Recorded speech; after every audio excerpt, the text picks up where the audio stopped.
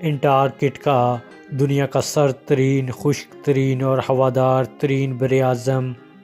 آج ہم اس پر بات کرنے والے ہیں۔ یونیک علم اکیڈمی کے معزز ناظرین، السلام علیکم۔ انٹارکٹیکا دنیا کا انتہائی جنوبی براعظم ہے جہاں قطب جنوبی واقع ہے۔ جغرافیائی اصطلاح میں اسے ساؤتھ فرنج زون بھی کہتے ہیں۔ یہ دنیا کا سرد ترین، خشک ترین اور ہوادار ترین براعظم ہے، جبکہ اس کی اوسط بلندی بھی تمام براعظموں سے زیادہ ہے، 14,425 ملین مربع کلومیٹر کے ساتھ۔ انٹارکٹیکا ایشیا، افریقہ، شمالی امریکہ اور جنوبی امریکہ کے بعد دنیا کا 5واں بڑا براعظم ہے۔ انٹارکٹیکا 98% برف سے ڈھکا ہوا ہے، جس کے باعث وہاں کوئی باقاعدہ مستقل انسانی بستی نہیں، صرف سائنسی مقاصد کے لیے وہاں مختلف ممالک کے سائنسدان قیام پذیر ہیں۔ وہاں تقریباً 2 ملین سالوں سے بارش نہیں ہوئی، اس کے باوجود دنیا کے میٹھے پانی کے 80% ذخائر وہاں موجود ہیں۔ اگر یہ سب پگھل جاتے تو سمندری سطح کو 60 میٹر بڑھا سکتے۔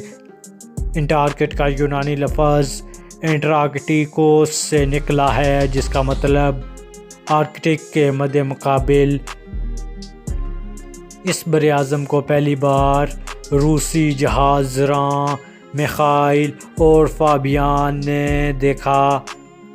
1959 میں 12 ممالک کے درمیان ایک معاہدہ ہوا، جس کی بدولت یہاں عسکری سرگرمیاں اور معدنیاتی کان کنی کرنے پر پابندی عائد کر دی گئی، اور سائنسی تحقیق اور براعظم کی ماحولیات کی حفاظت کے کاموں کی حوصلہ افزائی کی گئی۔ مختلف تحقیقی کام سر انجام دینے کے لیے دنیا بھر سے انٹارکٹیکا پہنچنے والے سائنسدانوں کی تعداد ہر سال موسم گرما میں 5,000 سے زائد ہو جاتی ہے، جبکہ موسم سرما میں یہ تعداد کم و بیش 1,000 تک رہ جاتی ہے۔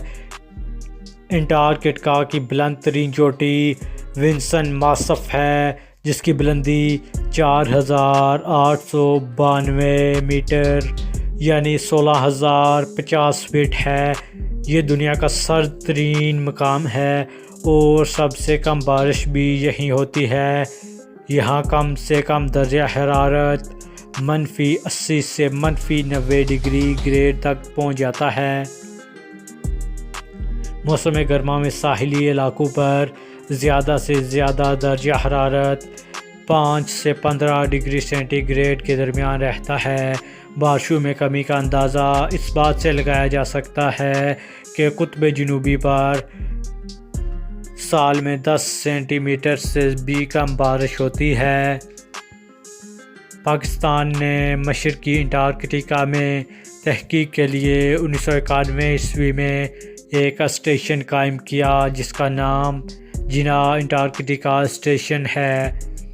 تو دوستو، یہ تھی آج کی ویڈیو۔ امید کرتے ہیں کہ آپ کو پسند آئی ہوگی۔ ہمارے چینل یونیک علم اکیڈمی کو سبسکرائب کریں اور بیل آئیکن کو دبائیں۔ اللہ نگہبان۔